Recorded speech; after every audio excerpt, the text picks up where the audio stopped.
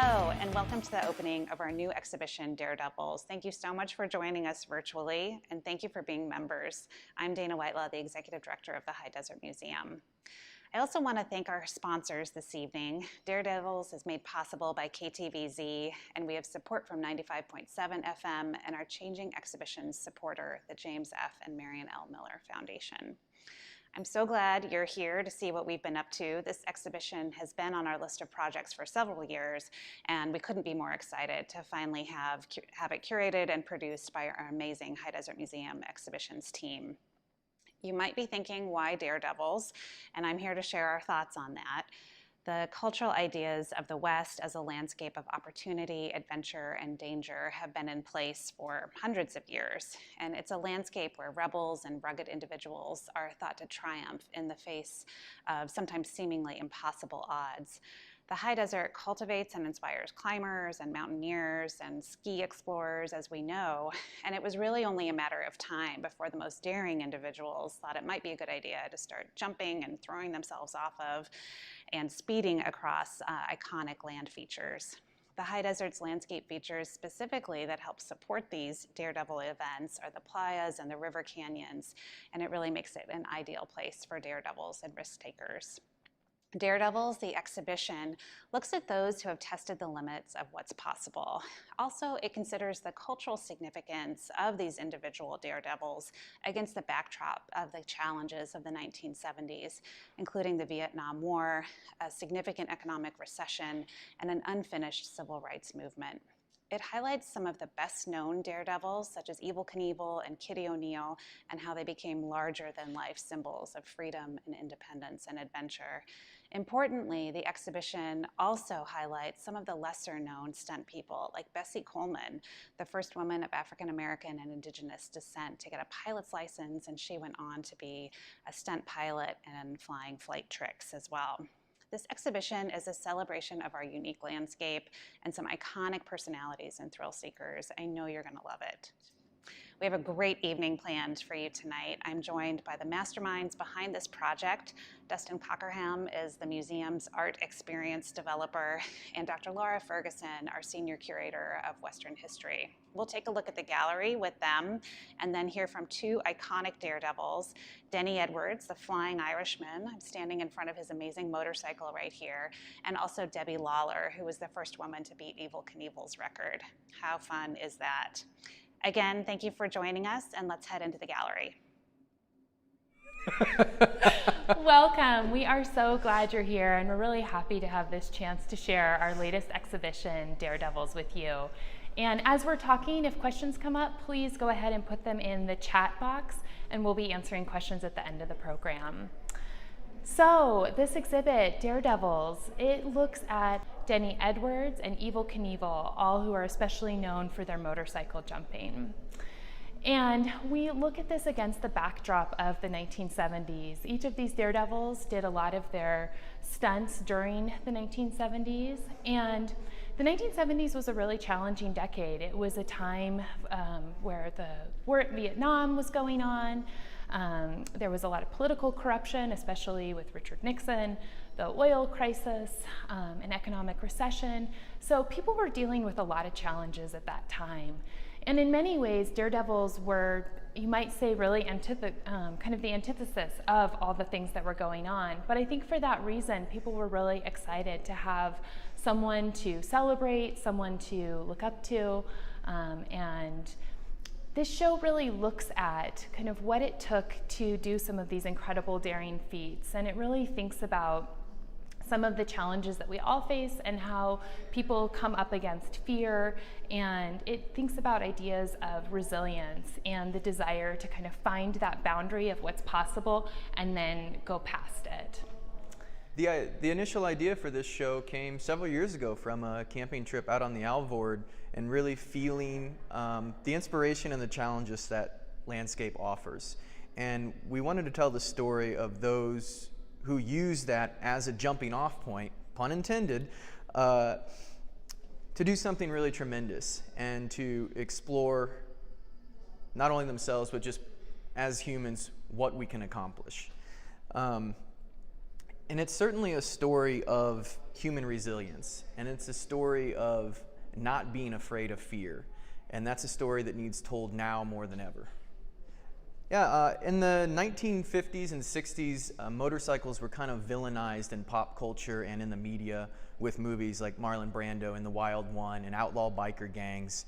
And as Daredevils rose to be prominent in the 1970s and like Evel Knievel became a household name, he also brought motorcycles into every household and a more accepting view of them. And so we owe so much to the Daredevils of the 1970s of the motorcycle culture that we can all enjoy today. This goes by the Flying Irishman's 1966 Triumph Custom. He built this bike for a jump he did 3 years ago, and he joked that everything about the jump is nostalgic, since he himself was 72 years old at the time.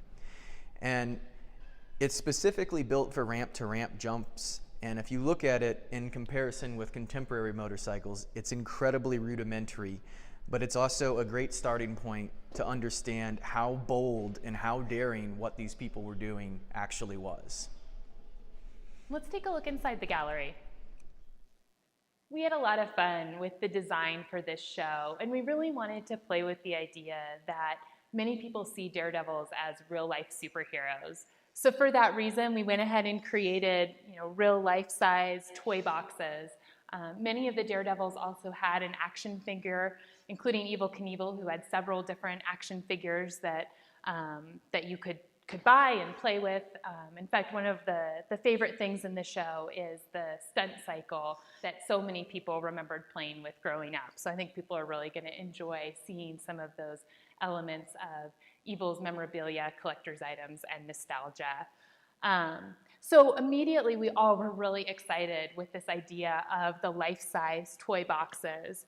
And throughout the design of the show, we kind of pulled together these action figures, Daredevils, and stunt people. Many of the Daredevils worked in movies and television as stunt people.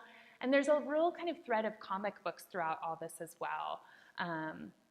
Many Daredevils also were stunt people for comic book productions. And so we pulled together those various different design elements. And that was really what informed the design of the show. Yeah, it's certainly meant to be playful, and probably for a lot of folks it is nostalgic. And we really wanted the casework and the displays to have energy to them, so that you could come in here and feel excitement and anticipation. And there's even an interactive that you can attempt your very own stunt right here in the gallery, and maybe people can watch you attempt that, and you can try and push yourself to go higher or farther or faster. And one of the great stories we got from the Flying Irishman is that he could always tell when some kids had been to his jump, because the next morning there was plywood ramps and bicycles all over the town. And the High Desert Museum is not encouraging anyone to take uncalculated risks, but we do want to encourage that sense of play and that sense of exploration. One of my favorite objects in the show is this pink mink coat, and this is something that belongs to Debbie Lawler. And one of the things that Dustin and I really enjoyed about working on this show was the chance to get to know Denny Edwards and Debbie, who you'll be hearing from shortly. The story on this coat is great. It really highlights the kind of relationship, the rivalries, and the camaraderies among some of these Daredevils. So Evel Knievel, when he heard that Debbie Lawler was doing some of these jumps, made a comment that he could spit further than she as a woman could jump. And with that, she set out to break his indoor motorcycle record. And she successfully did that. In February of 1974, she set the longest indoor jump record, breaking Evel Knievel's record. Once he found that out, he was determined to take that record back. So he made plans to do that in March of 1974 at Portland's Memorial Coliseum. He invited Debbie to come see him take his record back. And as part of that evening, he presented her with this pink mink coat. And on the inside, it says, to Debbie, and then happy landings from Evel.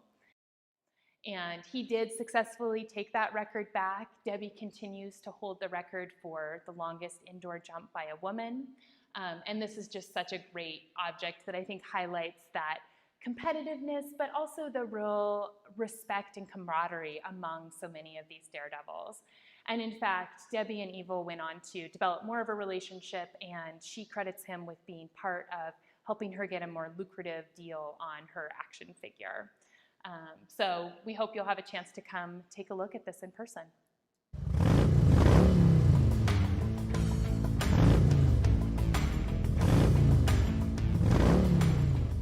I'm here with Denny Edwards, known as the Flying Irishman, who's featured in our Daredevils exhibit. And I think we'll start with one of the most obvious things is, how do you get started being a motorcycle daredevil? I was flat track racing at the time, driving log truck, living in Brookings, Oregon, on the Oregon coast, and flat track racing on the weekends. And I kind of, always had a fantasy about making a living on a motorcycle, and I knew I never was going to be a good enough racer to ever do that. I was just having fun on the weekends. And I went into the grocery store one evening and I picked up this magazine. I had this fellow on the cover of it, Evel Knievel. You might have heard of him. Heard of him, yeah. And had a good story in there. And this was in 1972. And I read that story, and that's all I could think about the next day when I was driving my log truck. I mean, I had a 2-year-old daughter, a pregnant wife, and it's the perfect time to start something like this, And then I started building my ramps. In this article, it had Evel Knievel's the dimensions of his ramps in there.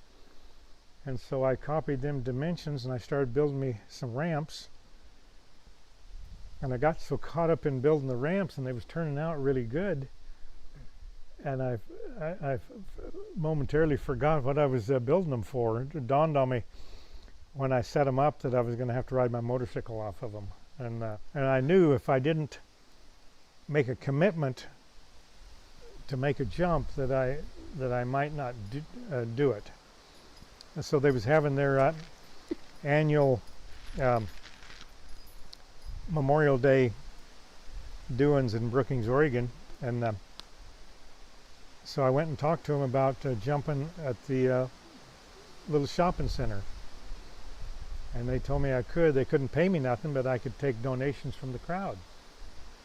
And I had a good job driving log truck, and I was taking home $200 or $300 every 2 weeks, which was good pay. Well, I took a donation from the crowd, and it was like $475. By that time, I decided I need some kind of comic book name to go by, and I had some Irish in my gene pool, and everybody was stars and stripes, and I thought, well, I can do the Irish thing and use the shamrocks for luck. And a bunch of us sat around one night, people helping me stuff, and we started thinking of names, and I kept going back to this Flying Irishman deal, and so went with that and got the leathers made with the shamrocks, and then at the end of the season I was up to 10 cars. I remember one time I jumped 12 Kenworth log trucks side by side,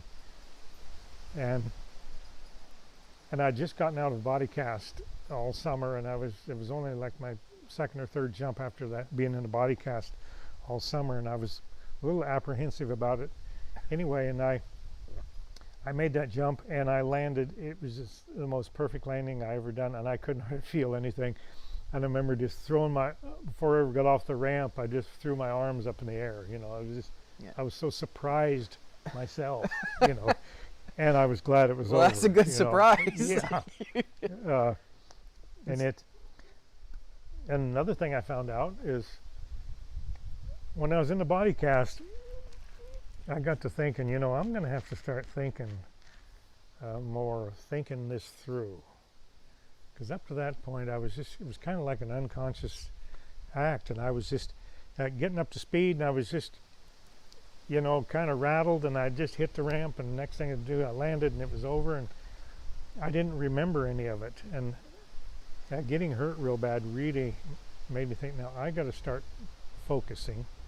I just had to just slow everything down in my mind and just take it.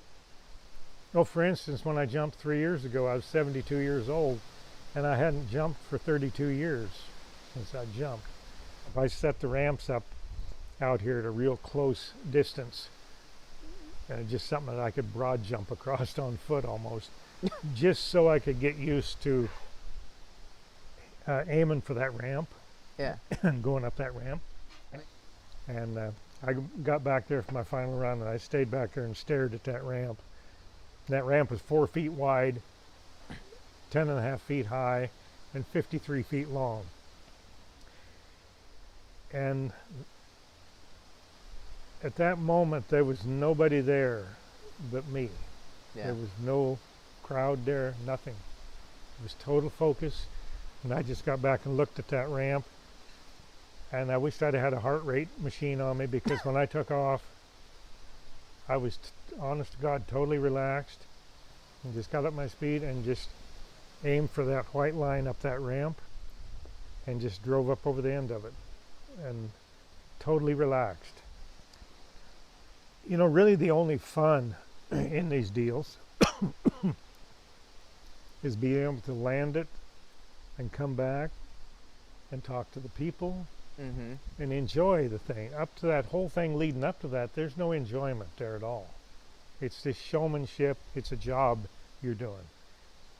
There's not much fun in that. Yeah. The fun is that climatic moment when you make it, and the people is so gracious, and you get to enjoy all that. I was really surprised that after 32 years, though, and at 72 years old, I was surprised at how quickly it came back. I mean, I made my speed runs. I needed to go about 65 that day to do that. And I made some speed runs about 70 by the ramps. And when I got back to jump, I was ready. It was like, well, I'd just done a show last week, and it'd been 32 years. Yeah, and on Facebook, I've got a lot of them comments that, man, you've given me the inspiration. I've always wanted to skydive, or I always wanted to scuba dive, or something. And I'm 65 years old, and by golly, now I'm going to go do it. And so that's kind of, because we only just have one little short trip through here. Is all we have. It's not my saying, but there's an old saying, the dying isn't the greatest tragedy in life. It's what you let die inside of you while you're alive. Yeah. I remember one time over at a racetrack in Lewiston, Idaho, I think it was. And soon it was over. It was a night time deal, and I was the last. They had the races, and I jumped last. And the promoter, as soon as I jumped, he wanted me, to get out of there. The crowd all come down on the front stretch of I was parked in front of the grandstand. They all come down, and they'd bought posters and wanted them signed. And I told him, I said, I wasn't leaving there until the last person got their poster signed. And you see them little kids and stuff, and that's huge. That's the most important people there. It wasn't me. It was like, I'm nothing without them people. Yeah. You've got to have them people. They're the important ones. I can go jump my motorcycle out here in the field someplace with nobody around. But if you don't have them people, that's how important them people is. Yeah. And you better take care of them people.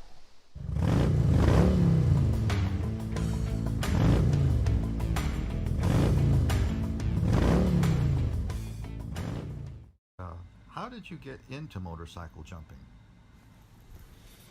Well, I was living in Phoenix, Arizona at the time, and we had been there about 2 years. And I met a girl. Her name was Lynn Felton. She ended up being my best friend for many years. We're still friends. And she called me up one day and said a group of us are going out to the desert to ride. Would you like to come with us? I said, sure. So I went out, I met them. I didn't even have my motorcycle at the time. And of course, they loaned me a motorcycle. They happened to own and run a thrill show that they were just starting up. It was called the Johnny Brower Thrill Show. We were jumping in the desert, the ravines, 20, 30 feet in the air, just straight out. But he started talking to his brother on the way back, and he said he couldn't believe how I rode. So his brother asked me if I would be interested in coming the next weekend to Beeline Drag Strip, which was in Phoenix, Arizona. And would I be interested in trying to jump motorcycle ramp to ramp like Evel Knievel? And he said, have you ever thought of it? I said, no. So I said, but I'm game. I'm willing to try it. Sounds like fun. So the next weekend I met them and they put the ramps together. I went up and over. It was so easy for me. So Debbie, what's the significance of your lucky orange bra? Well, that's kind of a cute story. I was in Detroit and I had been practicing every day, expanding 5 feet farther. I jumped that morning around 125, 130 feet. And I happened to be at a press conference for the jump I was getting ready to make. And I was just so elated. And one of the sports writers asked me, goes, so, I heard that you made a long jump today. And I said, yeah. And I was just so excited. And I said, it's probably because I had my lucky orange bra on. And they all started laughing because I had just purchased this beautiful brand new Vassarette orange bra. And I just flew through the air. And I was making a joke about the orange bra. And it just caught on. And then everywhere I went, they were asking me about my lucky orange bra. So that's really how that started. But the funny thing about that is after a while, I really started believing it myself.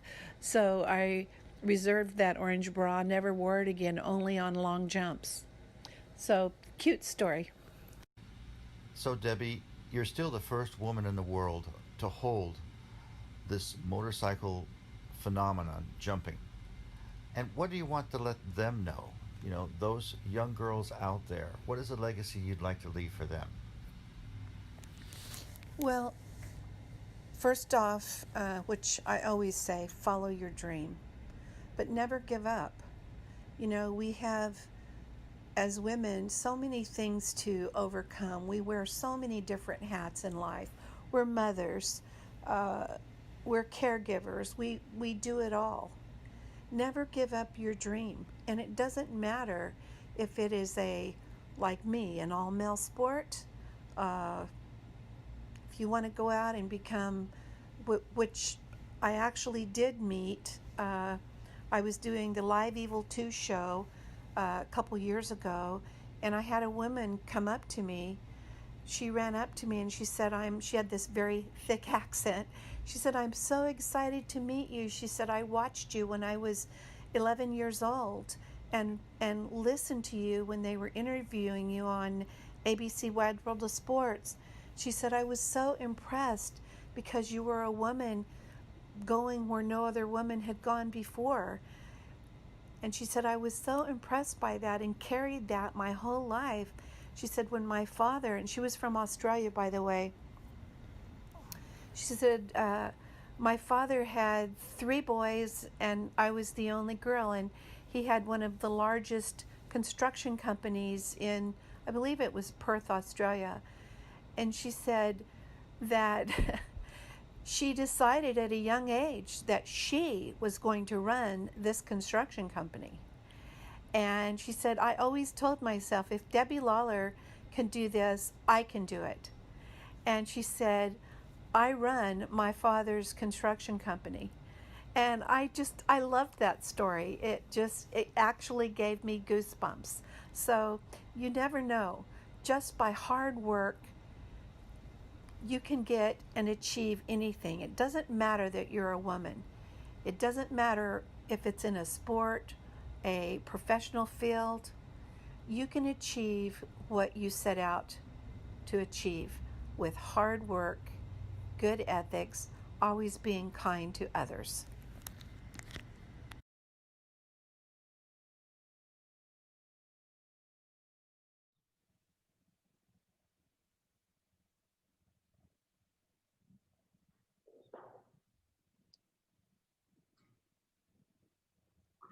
So Dustin, tell me, what was one of your favorite things about working on this exhibition?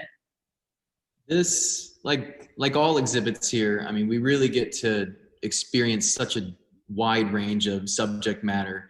And co-curating this show with you, it was really nice to catch up at the end of a long week or something like that. And we each had all these incredible factoids that we had learned through research and through reaching out to different daredevils and collectors and people involved in this over the years.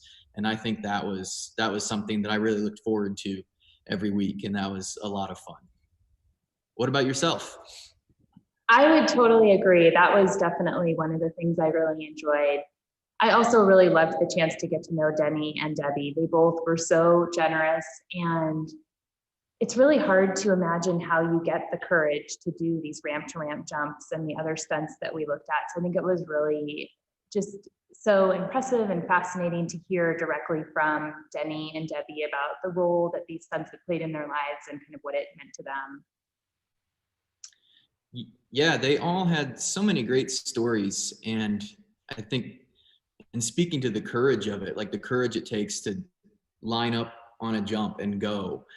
Denny had a great story of, he was getting heckled in the crowd by someone, and he actually just invited that person up and was like, would you like to walk up the ramps with me and just make sure I got this set up right? And the person was so terrified by the time they got to the top of the ramps that they ended up being one of his biggest fans after the jump, because they really understanding how much it takes to launch yourself through the air like that. Absolutely. One of the other questions is about where we borrowed objects from, and especially what that was like during COVID. Yeah, it was a big challenge. A lot of our other institutions were not open, or they had limited staff capacity and they couldn't lend objects. So we really had to reach into the private sector.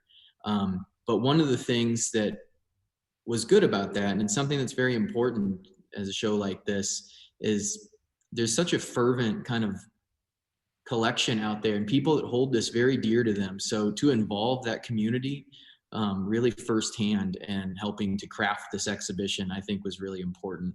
And we've got some great objects from that and the stories. As we mentioned, Debbie's lucky orange bra and the mink coat that we talked about earlier. And I know when those came into the building, we had so much anticipation. And I think you were there when we were able to receive those finally. And I don't know what you were feeling when those came in. And then we also had some museums that really stretched for us too. We were so grateful to work with the Eureka Pioneer Museum to have one of Kitty O'Neill's race suits. And it was great to work with the World of Speed Museum. So that was really, really a nice opportunity during this time as well. Dustin, I know one of the things we're always thinking about is, having the opportunity to share a lot of different stories and the hope that people see themselves reflected in our walls. Will you talk a little bit about kind of finding women's stories for this exhibition? I mean, it wasn't hard. Women have been at the forefront of this for a long time. And so I think that was something that was also really inspiring. And a lot of times it seems like you find people that may have been marginalized or cast aside are certainly endowed with more tenacity and have a courageous spirit already. So it was incredible to learn more about Kitty O'Neill and everything she had overcome to achieve what she did. And then in hearing from Debbie Lawler and the strides that she took and how she was able to pave the way for so many other female daredevils. Kitty O'Neill's story. Oh, go ahead. I was going to say, speaking of Kitty O'Neill, it looks like we are getting some questions through the chat. And what was the Alvord Desert visited often during the 70s by these people, and what role did that play? Yes, the Alvord Desert was, so the Alvord Desert is a former lake bed, and when that lake evaporated, it left a really flat playa, which is really terrific to ask.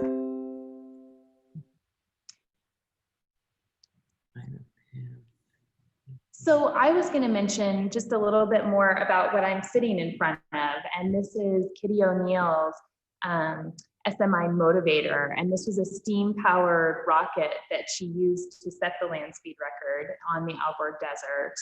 And you were talking about sharing women's stories and how happy we were to be able to do that in this exhibition. And Kitty O'Neill's story is pretty incredible. She had some childhood diseases that left her deaf, and so she learned to speak and to read lips. And she then went on to become a really impressive diver. She had some more health issues, and then instead of going back to diving, she really discovered her love of speed.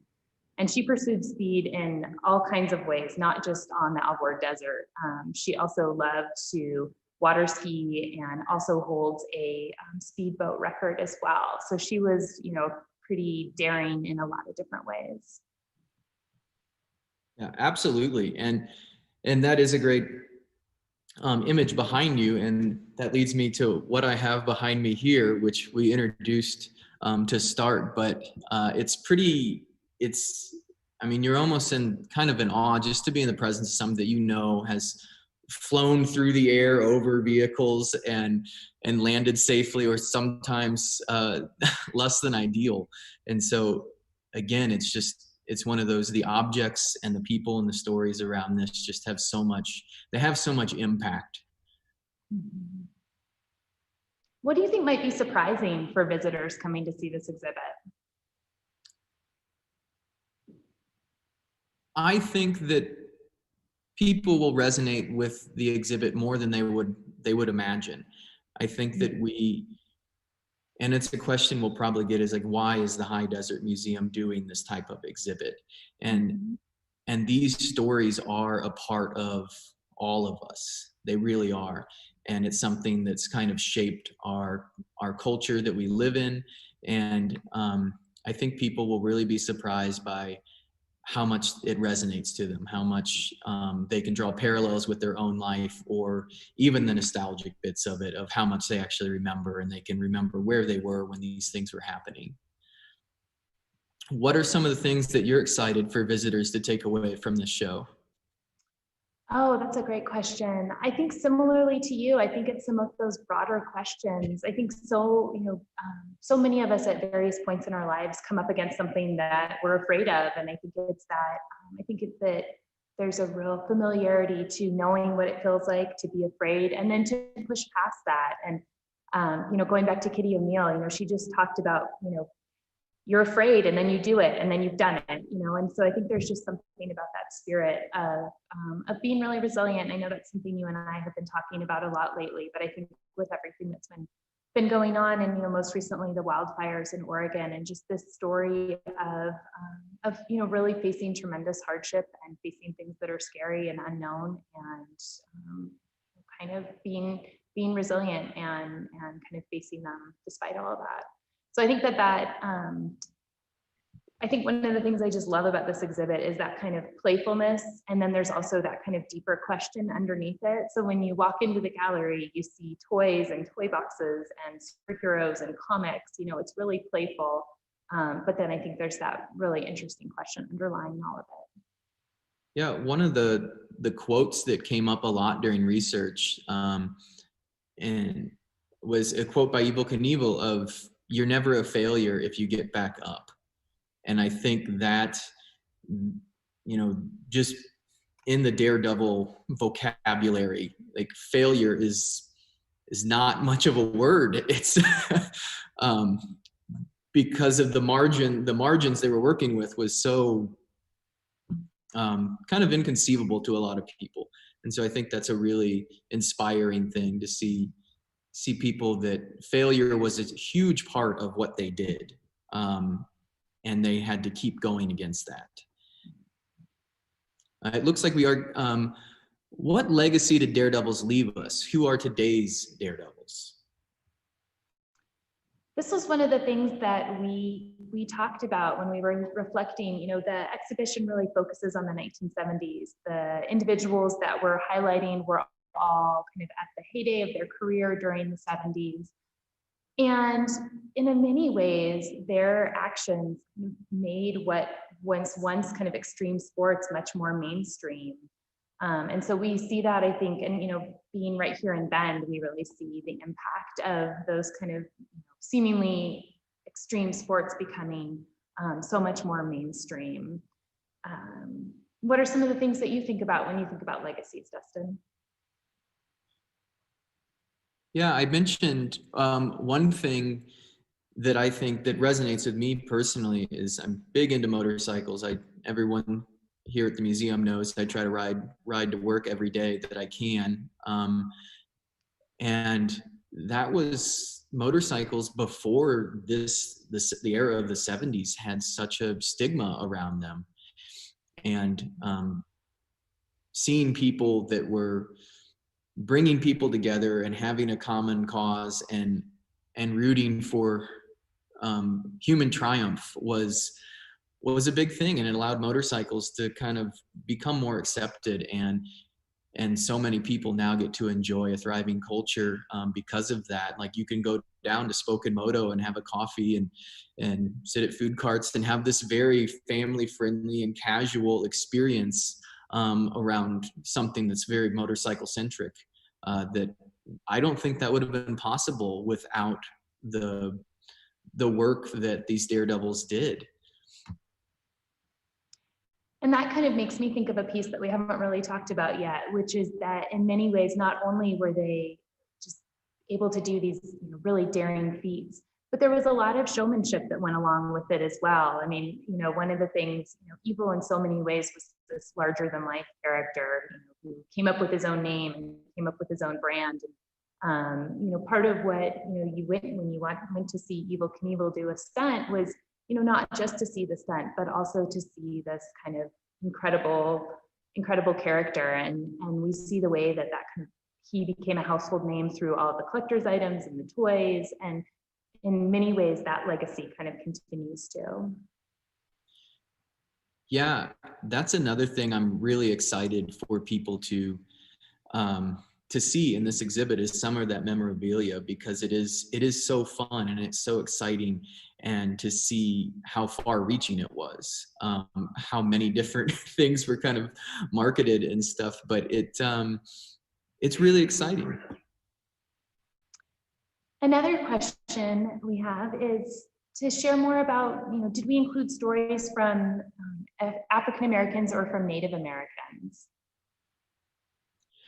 Yeah, absolutely. I think, like I said before, all people have always pushed against, and people that may have been pushed away, because we do feature, is it Bessie Ferguson on the panel? Coleman. Or is it Bessie Coleman? Bessie Ferguson was a endurance motorcycle rider in the, she rode across the country, yeah. But and you can speak more to the Bessie Coleman story probably than I can. Yeah, she was the first woman of African American and Indigenous descent to get a pilot's license, and she went on to perform stunts and for audiences. We also included, you know, one of the things that we really wanted to show in this exhibition is the cultural ideas that surround the Daredevils and the ways that Daredevils influenced comic books and kind of vice versa. So we also talk about the comic book industry, and, you know, one of my favorite comic book characters that we talk about is Echo, who is Indigenous, and she also doesn't hear, and so she also knows American Sign Language, and that's how she communicates. I think what was really interesting about the impetus behind creating Echo was to really highlight what she could do as opposed to what sometimes others might see as limitations. So again, yet another way of kind of showing how people are pushing at these boundaries and kind of challenging the ideas of where our limits are. Yeah, I think just the idea of the showmanship and the Daredevils creating characters and how that lent itself to comic books and kind of superhero and fantasy things, and it encouraged a lot more people to create characters and what are these people capable of? I mean, that's kind of at the core of a superhero. It's like, well, what are they capable of? And when you're asking what you're capable of and what someone you can imagine is capable of, I think is a really powerful thought in creating something that inspires yourself and inspires so many other people. As a final question, Dustin, what are you hoping visitors will take away from this exhibition? I really want people to have that, maybe to have a bit of sense of adventure through it, and to really, and I think you might just walk out and just better spirits than you went in. I think we got a lot of great stories from all the Daredevils we talked to, and one thing they said was no one wanted to see you get hurt, really, and everyone cheered when you made it. And I think that's to root for something together, and then to have this achievement together and to be a part of it and to witness it at the same time. I think you can almost imagine a whole stands full of people leaving with big smiles and cheering and everything. And I really want people to kind of get people into that moment, to experience that in the gallery when they go through, and to leave with a bit of that. I agree. I'm really hoping that people have just a terrific experience in the gallery and that they have that sense of play and discovery. And I'm really looking forward to seeing people look at the objects together and as you mentioned, to feel that energy and excitement and enthusiasm. And then to walk away kind of thinking about this broader question about how we do continue to want to test the limits and see where that is. And I think in Denny Edwards' life, it looked like a ramp to ramp jump. And I think it looks different in each of our lives, but for people to walk away and kind of think about what that means to them. Absolutely.